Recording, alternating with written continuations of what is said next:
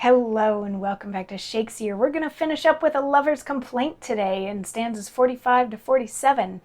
We have a woman who's very distraught. She fell in love with the wrong man and she knew he was the wrong man, but he said all the right things. So she fell for him anyway and she slept with him anyway. And she's been recounting this tale to an older gentleman as they're sitting by the side of a river. And all of this is being observed by the narrator.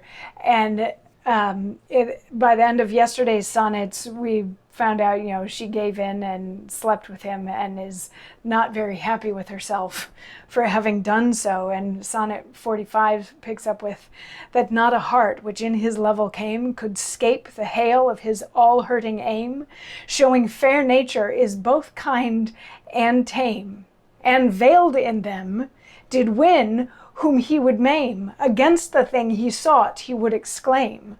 When he most burned in heart-wished luxury, he preached pure maid and praised cold chastity. Thus merely with the garment of a grace, the naked and concealed fiend he covered, that the unexperient gave the tempter place, which like a cherubim above them hovered.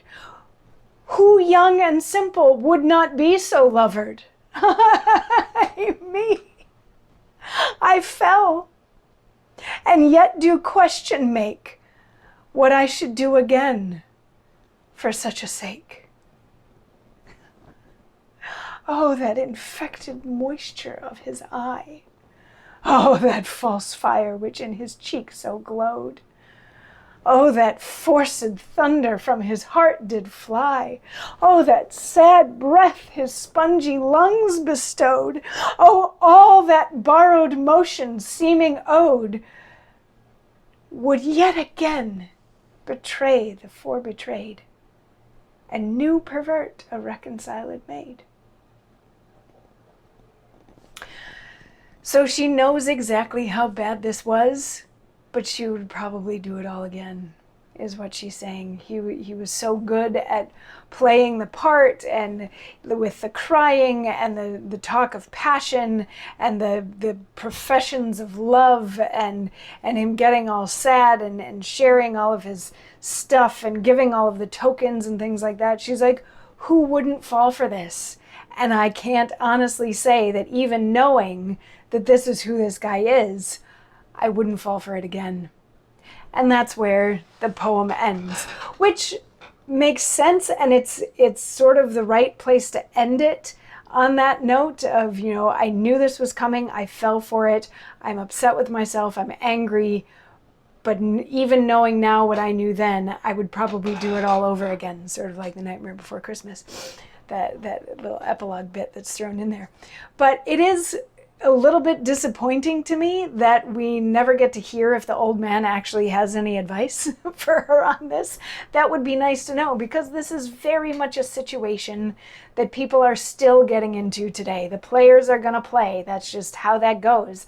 And it's been like that for over 400 years. The fact that Shakespeare wrote a play about a player who knew exactly the right things to say to get into a woman's pants means that this exact game has been played by the players for centuries, and they're still playing it now, and people are still falling for it. And maybe this last little bit with, who wouldn't want to be so lovered, frees all of those of us who've fallen for it at one point or another from having to feel guilty about it, because we've all fallen for it at some point. So what's the point in feeling guilty about it? But I do sort of wish that we would have gotten to hear the old gentleman's response to this, to see if he had any words of wisdom on how she could cope with it or avoid falling for the same trap, or anything along those lines would have been nice. And or maybe some commentary from the narrator who's sitting and observing all of this. Does he have any thoughts on it? Any insights or words of wisdom? Those would have been nice to know.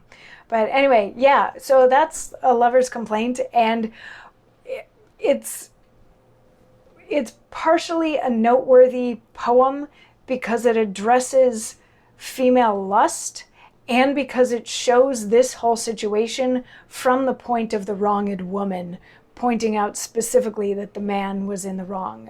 We often, and even in some of Shakespeare's plays, we hear or see a very similar situation, but from the male perspective, where he's just like, I had her and then I left her, and they just move on with that. But this is getting to see it from the opposite side, getting to see the repercussions of what happens when that happens. And it might be fun to go back to some of the plays and figure out if we can see which potential awesome guy this was that did this to this woman. Is this woman part of the canon? Does she exist in the broader Shakespearean universe? In the same one that wonders if Rosalind from As You Like It is the same Rosalind from Romeo and Juliet, that kind of thing.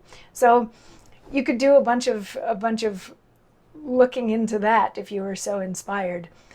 But for now, I'm going to put that one to bed, say that was a lover's complaint, and tomorrow we're going to kick off with a passionate pilgrim, and I'll have some more words as we kick that off to tell you more about what that is. But come on back tomorrow for that. I'll see you then.